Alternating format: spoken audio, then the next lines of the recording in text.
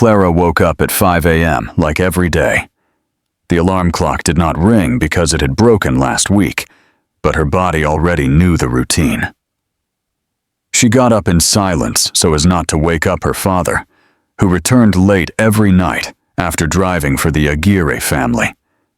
She put water to boil on the old stove and prepared pot coffee. While waiting, she reviewed her university notes. She studied administration at night, paying every semester with the money she earned, giving private classes to children in the neighborhood. It was hard, but she had learned that dreams are not paid for alone. Don Ernesto appeared in the kitchen half an hour later, already dressed in his driver's uniform, black pants, impeccable white shirt, and shiny shoes. At 5, he was still a strong man, although Clara noticed that lately he was getting tired faster. "Good morning, my daughter." He kissed her on the forehead. "Did you have breakfast?" "I waited for you. There are eggs and beans from yesterday." They ate together, as always. Don Ernesto told her that the boss had important meetings all week, and that he would probably arrive late. Clara insisted, while calculating mentally if the money would be enough to pay the electricity and buy the books she needed for the next semester. "Dad, have you ever thought of looking for another job?" Don Ernesto looked at her surprised. "Why do you say that?" "I don't know. Sometimes I feel that you work too much for them and—" "Clara, Los Aguirre have given me a job for 20 years. Thanks to them, you were able to study and we have this house. It is not good to speak like that." Clara did not insist, but something bothered her. She had seen how her father arrived exhausted, how he never complained.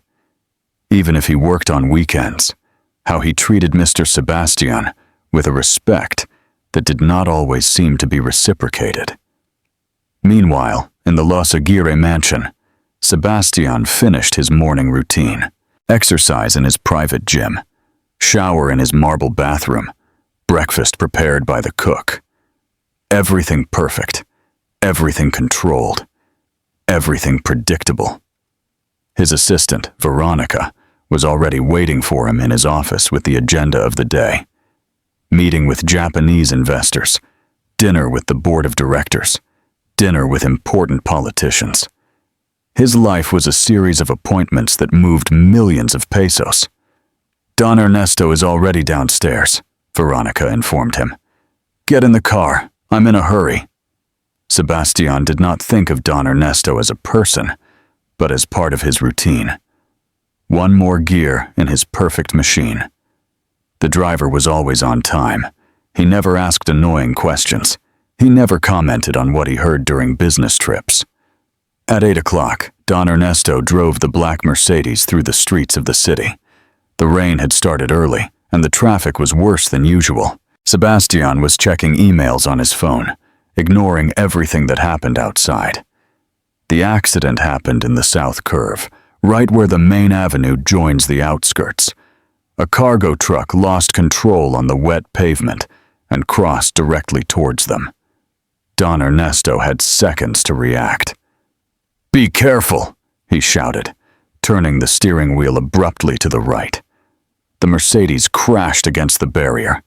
Don Ernesto received the complete blow to the chest when the seatbelt stopped him with brutal force. Sebastian, who was in the back seat, barely hit his head against the window. The ambulance arrived 20 minutes later. Don Ernesto was breathing heavily. His face was pale, and he complained of pain in his ribs. Sebastian, dizzy but conscious, only thought about how he was going to get to his meeting. In the hospital, while the doctors examined Don Ernesto, Clara received the call that would change everything. "Miss, your father had an accident. He is in the general hospital." Clara dropped the phone.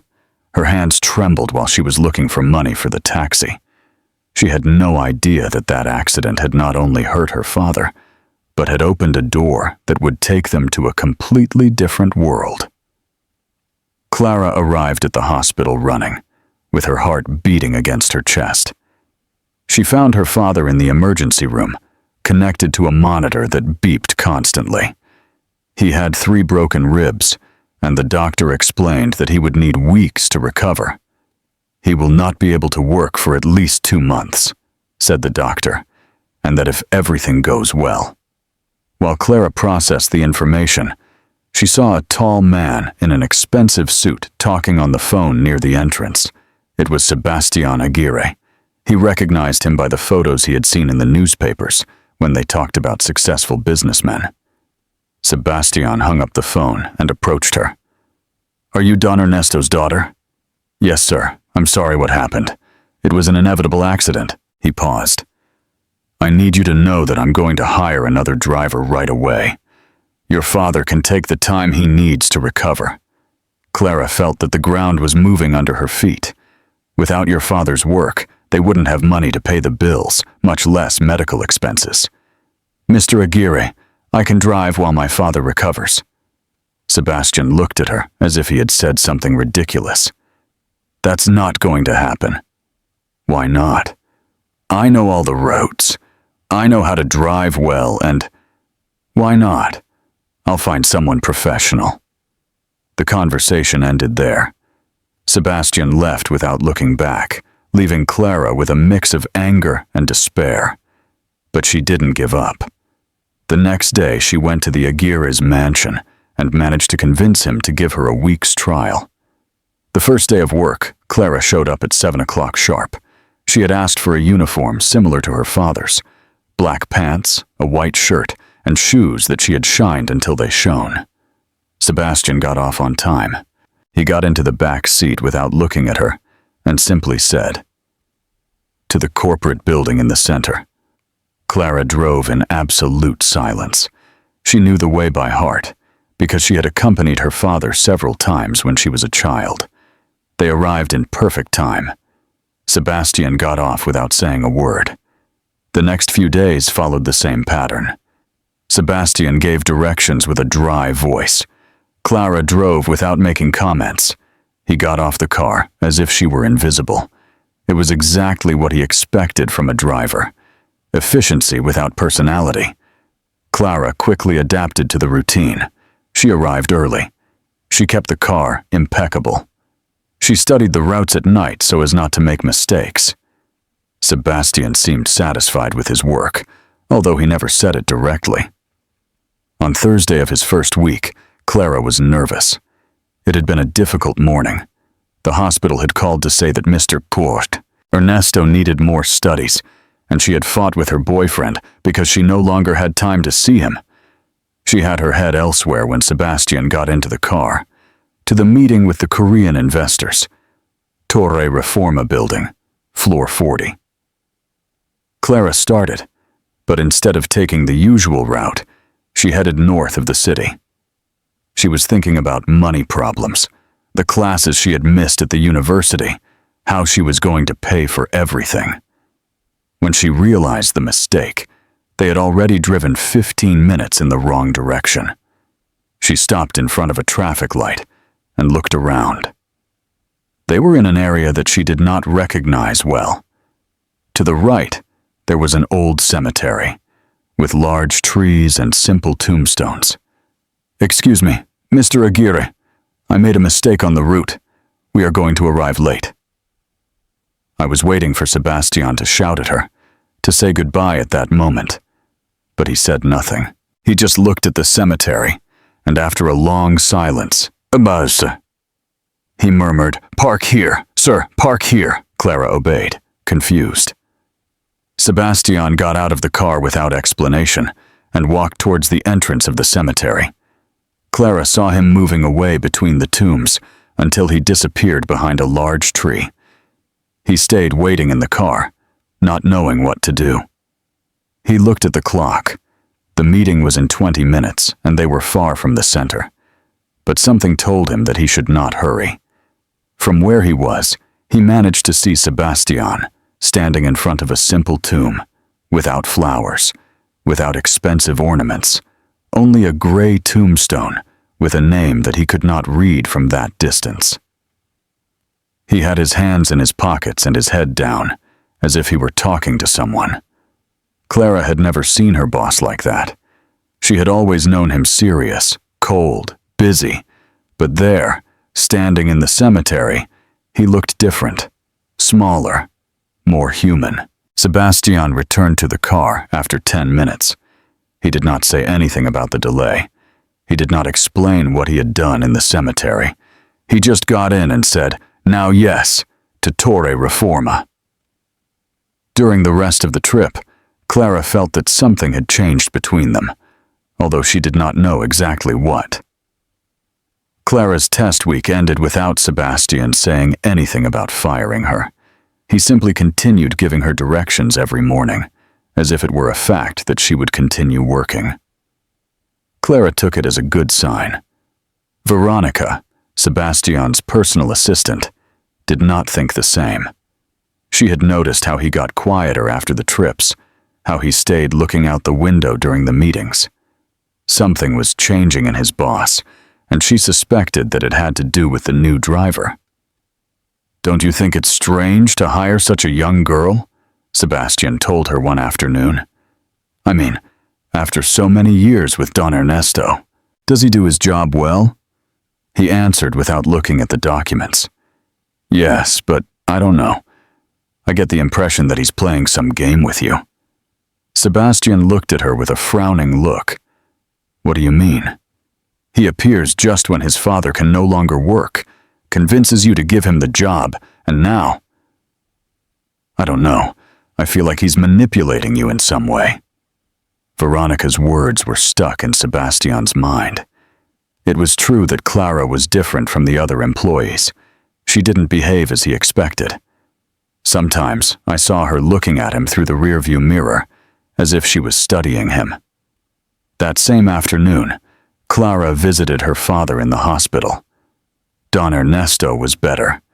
He could sit without so much pain, but the doctors had been clear.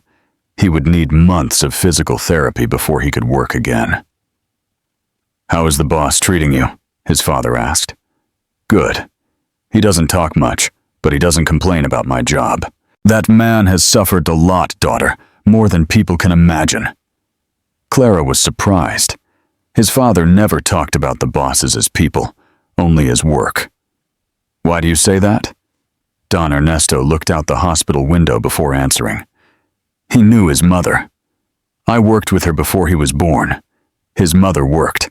She was a maid in the house of Don Sebastian's family. A very good woman, very hard-working. Her name was Rosa." Clara was curious. She had never thought of Sebastian as someone who had a normal family history. What happened to her? She got pregnant with Sebastian, but her father never recognized her as his wife. She continued to work in the house until the child was 5 years old. Later, Don Ernesto took a break. She was accused of stealing money and jewelry. Was it true? Of course not. Rosa was the most honest person I knew in my life, but they needed a culprit for something someone else in the family. They fired her without any references, without anything. Clara felt her stomach was turning. And what happened to Sebastian? He stayed in the big house, but like the bastard son, they educated him and gave him everything material, but they never treated him as a real family. Rosa died when he was 15 years old. They say he died of sadness for not being able to see his son. That night, Clara could not sleep. The story that her father was spinning in her head. She understood better why Sebastian was so cold, so distant. She also understood why she had gone to the cemetery that afternoon. The next day, during the early morning trip, Clara could not remain silent. "Mr. Aguirre, my father told me about his mother." Sebastian became tense immediately. "What did he tell you? That she was a good woman? That she worked a lot to get ahead? Your father does not know what he is talking about. He told me that she was unjustly accused of stealing." The silence in the car became heavy. Clara saw through the mirror that Sebastian had his fists closed. "Stop the car," she said with a loud voice. "Sir, I just wanted... Stop the car." Clara stopped at the sidewalk. Sebastian got off and walked to the driver's window. Was this your plan from the beginning? To get the job? And then blackmail me with stories from the past? No, sir, I never. You knew perfectly who I was when you came to ask me for a job. You knew the story of my mother, and you thought that you could use her against me. That is not true. I came because I needed the job, that's all. I don't believe you. People like you always look for ways to take advantage of people like me. Sebastian's words hurt her deeply. Clara felt like crying, but she held back. If that is what she thinks about me, then better look for another driver. She got out of the car and gave him the keys. Here, I don't need a job where they treat me like a swindler. Sebastian stood still at the counter, watching Clara walk away. For the first time in years, he didn't know what to do. Clara didn't return to work for 3 days. Sebastian had to hire a temporary driver, an older man who drove too slowly and asked annoying questions about the weather. Every time he got in the car, he remembered the comfortable silence he had found with Clara. Veronica was satisfied. You see, she was right. She probably just wanted to take advantage of the situation. But Sebastian wasn't so sure. There was something in Clara's face when she gave him the keys, something genuine in her anger that made her doubt her own accusations. Meanwhile, Clara had returned to give private lessons every day to generate some money. But it wasn't enough. Hospital expenses were still growing, and Don Ernesto needed expensive pain medication. On Wednesday night, Clara was at the hospital when a nurse with a worried face. "Miss, we need to talk to you." She took her to a small office where she waited for the doctor who treated her father. "Your father needs an urgent surgery," explained the doctor. "There are complications with one of the broken ribs. If we don't operate this week, he may have serious problems with his lungs. How much does the surgery cost?" The number they gave her made Clara feel like she was running out of air. It was more money than they had earned in a whole year. "Can I pay in installments? I'm afraid we need an advance of 60% before the surgery." Clara left the hospital walking like a zombie. She didn't have anyone to borrow that amount from. Her family was poor, her friends were students like her, and the banks wouldn't lend her money without a fixed job. She spent the whole night awake looking for alternatives that didn't exist. The next day, she went to 3 different banks. They all told her the same thing. No probable, no guarantees, no possible loan. She was leaving the last bank when she saw the black Mercedes parked in front of her. Sebastian was standing next to the car, waiting for her. "We need to talk," he said.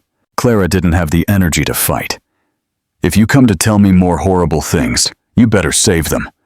I've had enough for today. I'm jealous of your father's surgery." Clara looked at him surprised. "How does he know that?" "The hospital called me. Apparently, your father gave them my name as a job years ago." "I don't understand. When he filled the medical insurance forms, he put my name as an emergency contact at work. The hospital wanted to verify that he really worked for me before approving some procedures." Clara felt embarrassed. "Your father had used Sebastian's name without permission." "I'm sorry. My father shouldn't have done that without asking him. It doesn't matter. The important thing is that he needs that surgery." "Yes, but that's not his problem." Sebastian studied her for a moment. During the last few days, he had been thinking about what he had told her about his mother. He had also been remembering the years that Mr. Ernesto had worked for him. Always reliable, always discreet. "How much do you need?" "I'm not going to ask for money. I'm not asking if you're going to ask me. I'm asking how much you need." Clara told him the amount. Sebastian didn't blink. Okay, what? "I'm going to pay for the surgery." Clara felt that her legs were shaking. "I can't accept that. It's too much money. Consider this a life loan, not money." Sebastian took out his phone. "I'm going to make the transfer right now." "A life loan? Your father saved my life in that accident. He took the strongest to protect me. This isn't charity. It's justice." Clara felt that her eyes were filled with tears. "I don't know how to pay him. You don't have to pay me anything. But if you want, you can work with me again. The temporary driver drives like an old man and talks too much. Are you offering me the job again? I'm offering you the job that you should never have lost." Sebastian finished the transfer and showed him the phone screen as confirmation. "Okay, tell the hospital that the money is on its way." He turned around to leave, but Clara stopped him. "Mr. Aguirre, why are you doing this?" Sebastian remained silent for a moment. "Because maybe you're right about my mother, and maybe I have to learn to live with that truth. Mr. Ernesto's surgery was a success. Clara went back to work the next day, but something had changed between her and Sebastian. The silence in the car was no longer uncomfortable, but respectful. 2 weeks after Mr. Ernesto's, Sebastian decided to reorganize his personal library. It was something he had been postponing for years. But lately, he needed to stay busy to not think too much about the things that Clara had said about his mother. Among old administration books and famous businessmen's, he found a wooden box that he didn't remember having seen before. Inside were yellowish old documents, and in the background, an envelope with his name written by hand. The letter was from his mother. Sebastian sat down in his leather chair and carefully opened the envelope. The letter was dated a few months before Rosa died, when he was 15 years old. "My dear Sebastian," the letter. "If you are reading this, it means that I am no longer with you. I hope that you are a good man, and that you have found your place in the world. I want you to know that I never regretted having you, even though the circumstances were not ideal.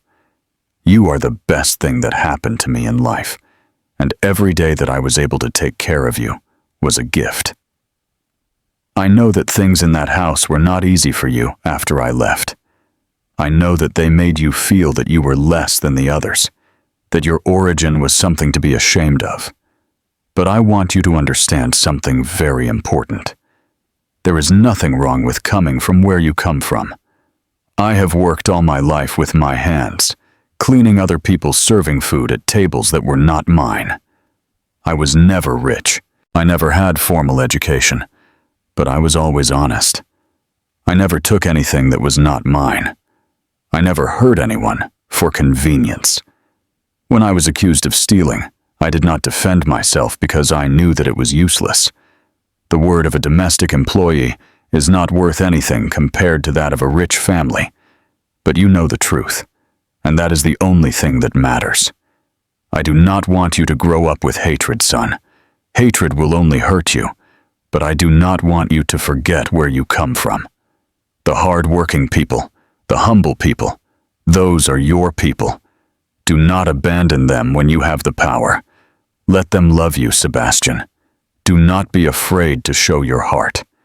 Life is too short to live it alone. Do not be afraid to defend yourself from everyone. I hope you find someone who sees you as I see you, as the good boy you have always been, not as the tough man you had to become to survive. I love you, son. I will always love you. Your mother, Rosa. Sebastian read the letter 3 times. His mother's words hurt him and consoled him at the same time.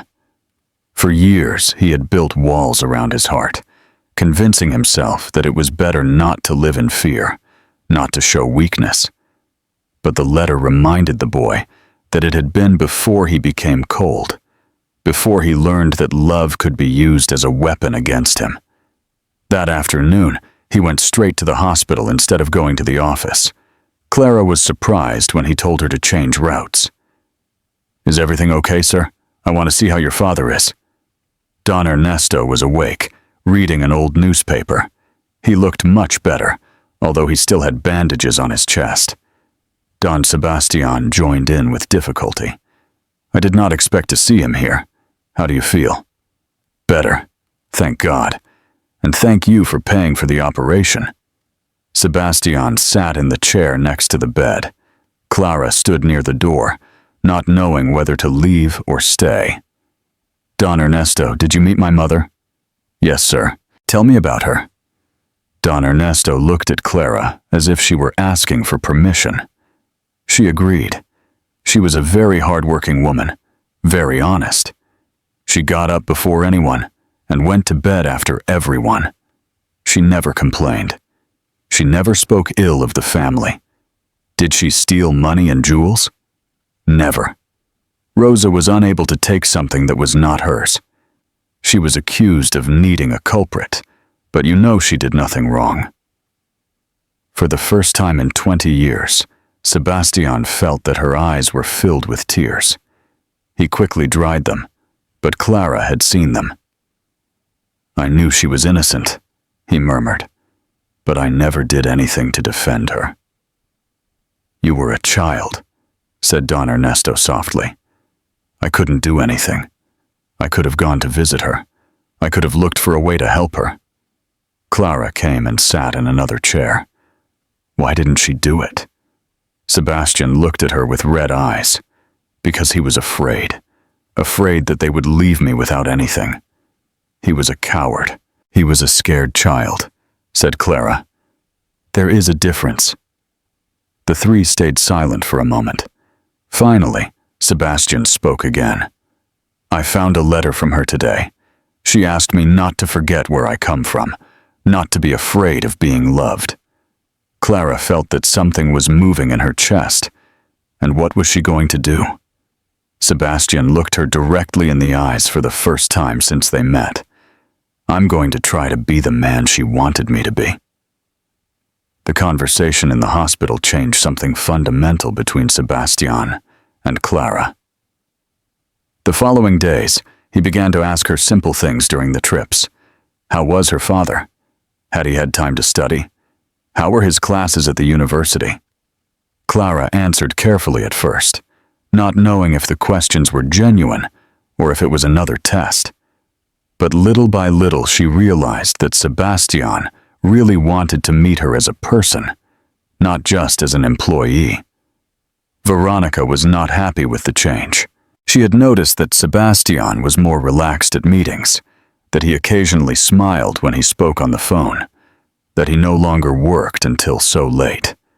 "Are you going to leave early again?" she asked him one Friday in the afternoon.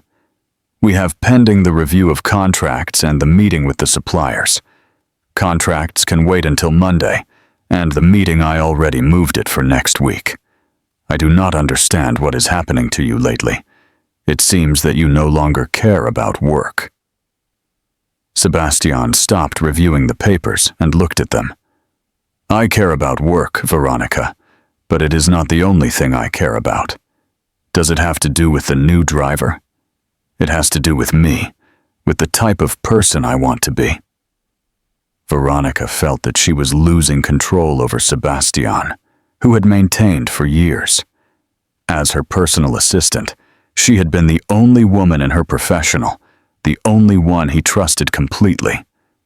Clara's arrival had altered that balance. That same afternoon, while Clara was waiting for Sebastian to leave a meeting, Veronica approached her. "Can we talk?" Clara followed her to an empty office. "I know what you are doing," said Veronica without turning around. "I do not know what you are talking about. You are manipulating Sebastian. You are using your father's story, the guilt he feels for his mother, all to get what you want." Clara felt that her blood was boiling. "I am not manipulating anyone. I only do my job. Your job is to drive, not to be his psychologist or his friend. He asks me questions. I answer him. I do not see what is wrong." Veronica came closer. "Sebastian is a very rich and lonely man.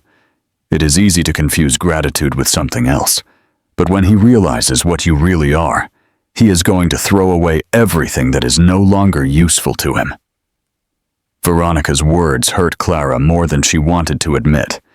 She left the office without answering and waited for Sebastian in the car, trying to calm down. When he got in, he noticed immediately that something was wrong. "Are you okay?" Yes, sir. Where are we going?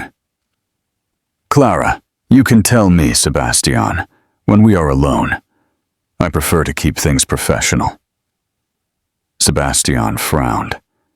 The change in Clara's tone was obvious. Did something? Nothing happened, except that perhaps his assistant is right, and I am overestimating my functions. Did Veronica tell you something? Clara did not answer, but her silence was sufficient to stop the car. Sir, we have to go to stop the car, Clara. She obeyed. Sebastian got out and walked to the driver's side. Get out. What? Get out of the car. Clara left confused. Sebastian stood in front of her. What did Veronica tell you? Nothing important. Do not lie to me. Clara took a deep breath. She told me that I am manipulating her, that I am using my father's story and the guilt that you feel for your mother to get what I want. Sebastian squeezed his jaw. And what do you think? I think that maybe she is right. Maybe I am getting confused and thinking that we are friends, when in reality I am only her employee. Is that what you think? That you are only my employee? Clara looked him in the eye. Isn't that so? Sebastian remained silent for a moment, as if he were making an important. There is something I want to show you, but not as boss and employee, as Sebastian and Clara. I do not know if that is a good idea. Trust me. Clara doubted, but finally she agreed. Sebastian gave her an address that she did not know. During the trip there, he told her about a project in which he had been working in secret. It is a rehabilitation and transport center adapted for older people with disabilities. I want people like your father to have decent options when he cannot work anymore. Why are you telling me this? Because I want you to help me develop it, not as my driver, but as my partner. Clara felt that her heart was racing. Sir, I do not know any business, but do you know how it feels to take care of someone you love? Do you know what the working people need when they cannot work anymore? That is more valuable than any university degree.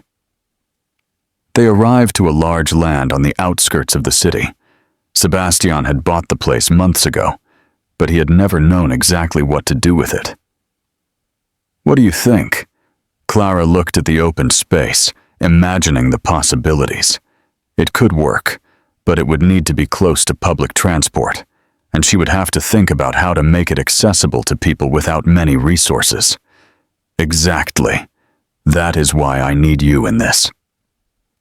That night, Veronica resigned. She left a letter in Sebastian's, where she told him that he could no longer work for someone who had lost his focus. Sebastian read the letter and threw it away. For the first time in years, he felt free. After Veronica's, Sebastian and Clara began to work together on the rehabilitation center project. They spent the afternoons reviewing plans, visiting similar centers, talking to doctors and therapists about what people really needed. Clara discovered that Sebastian was different when he was not in business mode. He was more patient. He asked intelligent questions. He listened to the answers. He also discovered that he had a sense of dry that made him laugh when he expected. You know you can tutor me, right? He said one day while they reviewed plans. I feel like my grandfather when you call me Mr. Aguirre. It's hard to change habits, Clara said. Also, technically, you're still my boss. And if I wasn't your boss? Clara looked up at the papers. What do you mean? That maybe you should be my official partner in this, half and half? Sebastian, I don't have money to invest in a project like this. You don't need money. I need your experience, your perspective, your way of seeing things. That's worth more than money.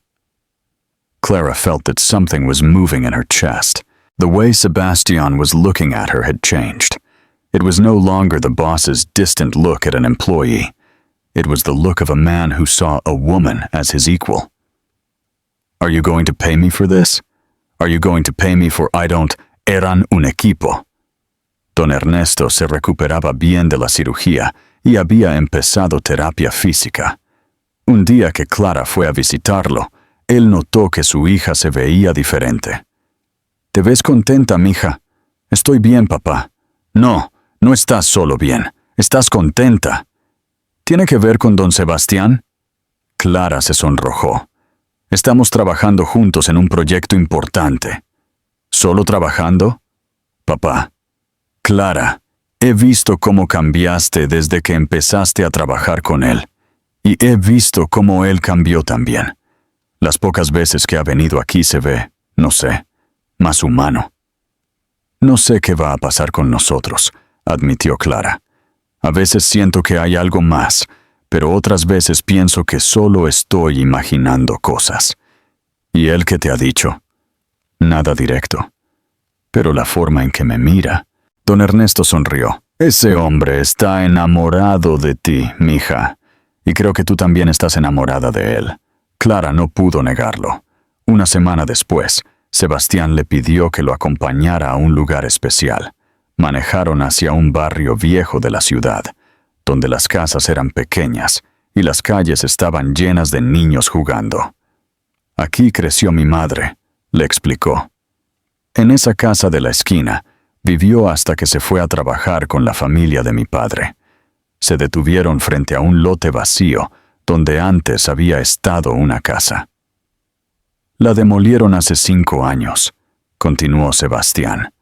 «Pero yo la recuerdo perfectamente. Era amarilla, con una puerta azul y una ventana pequeña que daba a la calle». Clara lo escuchó hablar de su madre, de los recuerdos que tenía de visitarla cuando era muy pequeño, antes de que lo separaran de ella. «¿Por qué me trajiste aquí?», le preguntó. Sebastián se quedó callado por un momento, mirando el espacio vacío donde había estado la casa. «Porque quiero que sepas de dónde vengo realmente. No del dinero ni de la empresa. Vengo de aquí, de una mujer que trabajó toda su vida para darme oportunidades que ella nunca tuvo». Se volteó para mirarla directamente. «Y porque ya no quiero vivir como si el pasado fuera algo de lo que avergonzarme». Clara sintió que el corazón le latía muy fuerte. «Sebastián, he pasado toda mi vida construyendo muros para que nadie se acercara demasiado. Pero contigo quiero tirar todos los muros». Se acercó más a ella. «No quiero que seas solo mi socia en el negocio, Clara. Quiero que seas mi socia en la vida. ¿Me estás pidiendo? Te estoy pidiendo que estés conmigo, como mujer, como compañera, como igual. Te estoy pidiendo que me ayudes a ser el hombre que mi madre quería que fuera».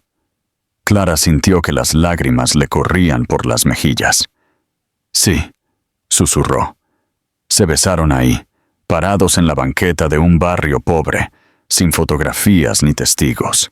Solo 2 personas que habían encontrado el amor en el lugar menos esperado. 3 meses después del beso en el barrio donde creció Rosa, las cosas habían cambiado completamente para Clara y Sebastián. Ya no escondían su relación, aunque tampoco la proclamaban a los 4 vientos. Trabajaban juntos de día en el centro de rehabilitación y por las noches cenaban en restaurantes sencillos o cocinaban en el departamento que Clara compartía con su padre. Don Ernesto había terminado la terapia física y los médicos le habían dado el alta total. Podía volver a trabajar como chofer sin problemas. Sebastián fue personalmente al hospital el día que le dieron de alta. «Don Ernesto, su trabajo lo está esperando», le dijo. «El Mercedes está lavado y con gasolina llena». Pero don Ernesto negó con la cabeza. «Gracias, don Sebastián, pero ya no voy a trabajar como chofer». «¿Por qué? ¿Todavía le duele algo?» «No, no es eso. Es que tengo 55 años y casi me muero en ese accidente». Me hizo pensar en muchas cosas. Clara, que estaba ayudando a su padre a recoger sus cosas del hospital. Se sorprendió. Nunca habían hablado de esa posibilidad. ¿Qué vas a hacer entonces, papá? Voy a vivir un poco. Tengo ahorros y con lo que don Sebastián me dio de liquidación cuando me pensionó, puedo tomarme un tiempo para hacer cosas que nunca hice. ¿Cómo qué? Aprender a tocar guitarra, cultivar un jardín, leer libros que no sean periódicos viejos, viajar a conocer a mis hermanos que viven en Puebla. Sebastián sonrió. Me parece una excelente idea. ¿En serio no te molesta, papá?, preguntó Clara. Siempre dijiste que el trabajo era lo más importante. El trabajo es importante, mija, pero la vida es más importante. Y me di cuenta de que he trabajado tanto que se me olvidó vivir.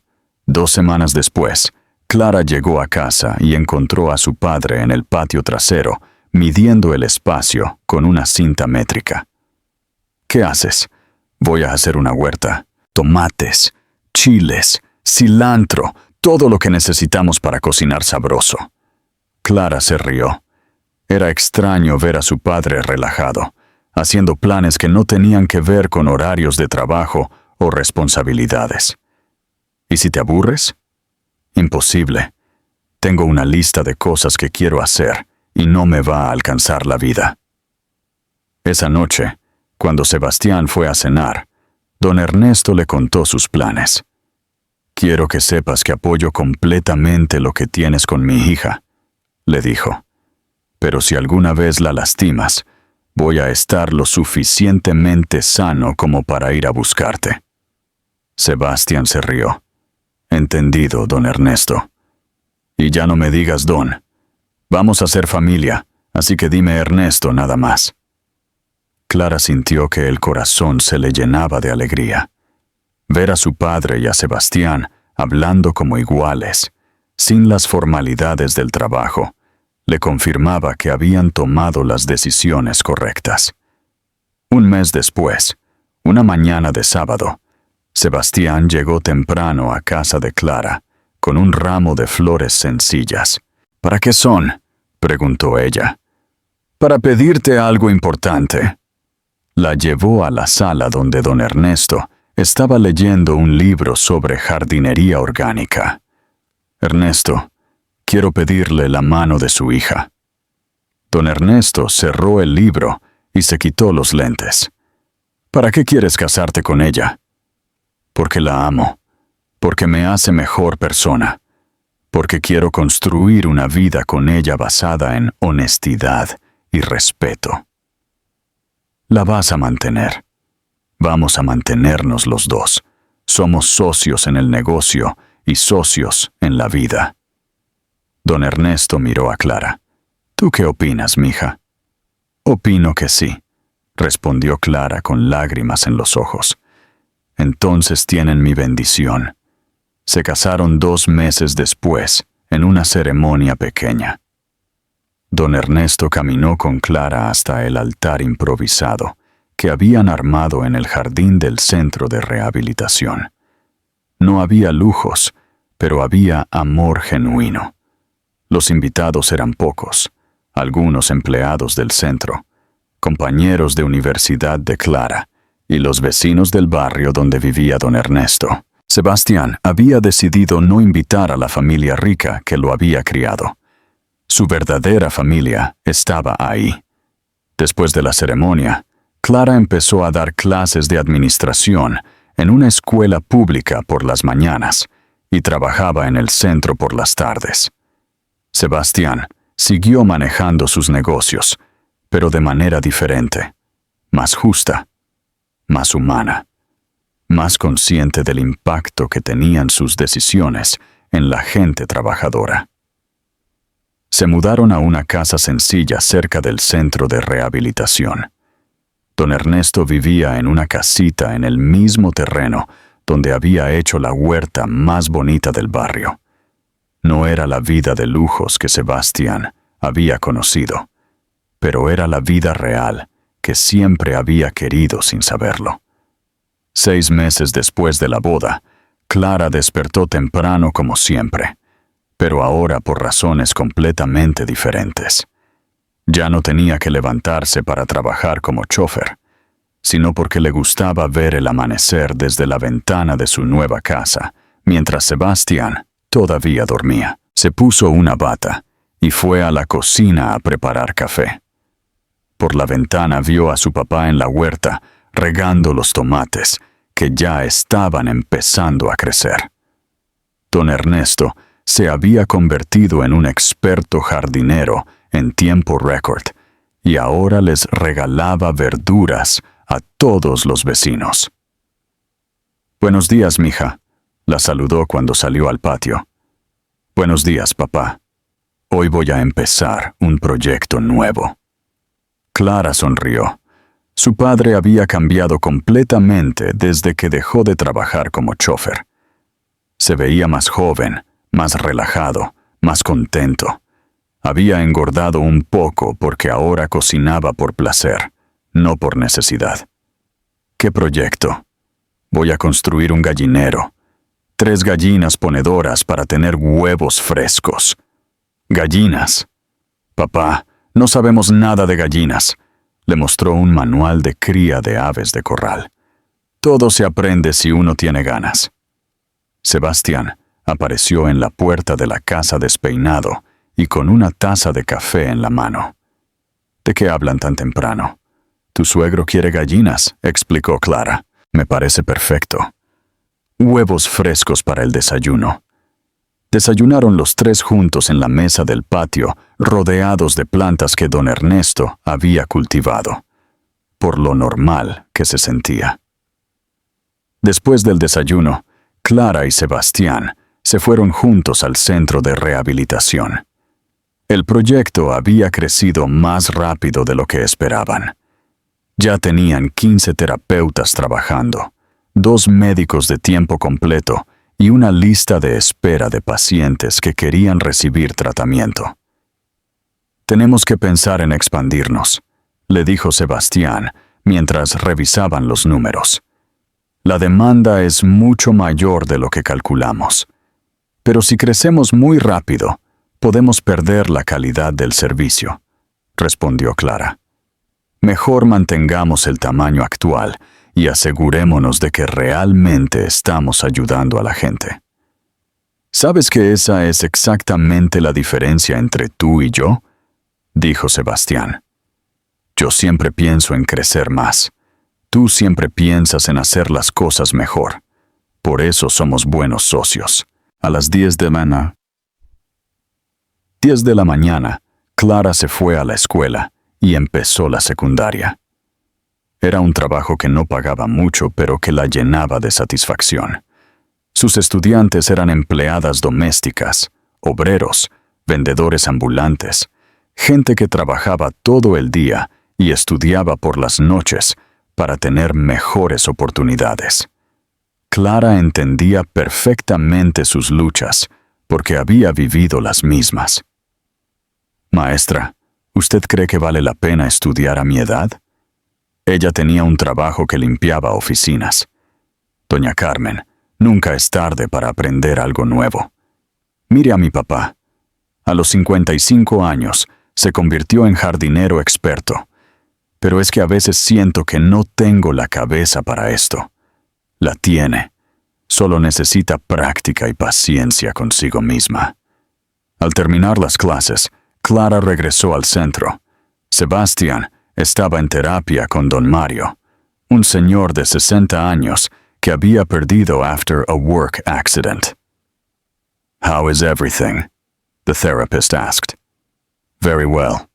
Don Mario can now walk without help for short periods." Clara saw how Sebastian helped the man to do the exercises with infinite patience. It was a version of him that I had never imagined existed. Humble, servile, present. In the afternoon, they walked together to the school where Clara taught. It was a tradition that they had developed. He accompanied her and then waited for her reading in the nearby park while she finished. "Do you regret something?" Clara asked him as they walked. "What would I regret? To have left the life of a rich businessman for this." Sebastian stopped and looked at her. Clara, for the first time in my life, I sleep well at night. For the first time, I have no nightmares about being alone. For the first time, I feel that my work really matters. And the money? We have enough to live well. We don't need more. They arrived at the school where several elementary school children were playing in the courtyard. Some recognized Clara and ran to greet her. "Teacher Clara, is this your husband?" "Yes, he is Sebastian." "Is he also a teacher?" "No, he helps people who got hurt to walk again." The children looked at him with admiration, as if he were a superhero. Sebastian carried Clara's backpack full of homework to review. There were no photographers, no reporters, no important people watching. Just a normal couple doing normal things.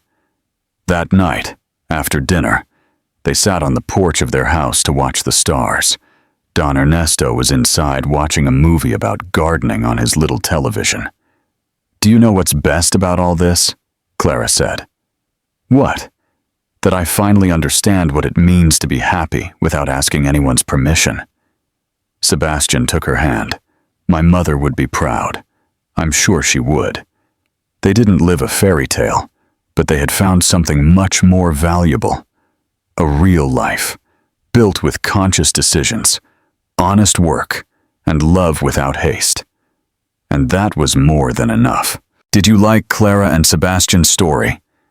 This beautiful novel teaches us that true love does not know social classes, and that sometimes the most difficult circumstances can lead us to find our happiness.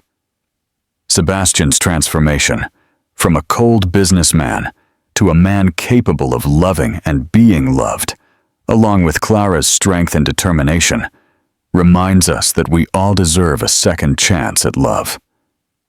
If this story moved you as much as we did, don't forget to like this video and share it with those special people who also believe in the power of true love.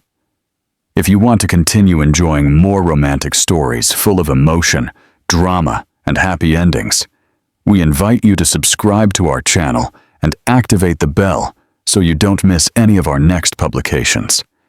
Each story we share is full of life lessons, endearing characters, and moments that will make you sigh.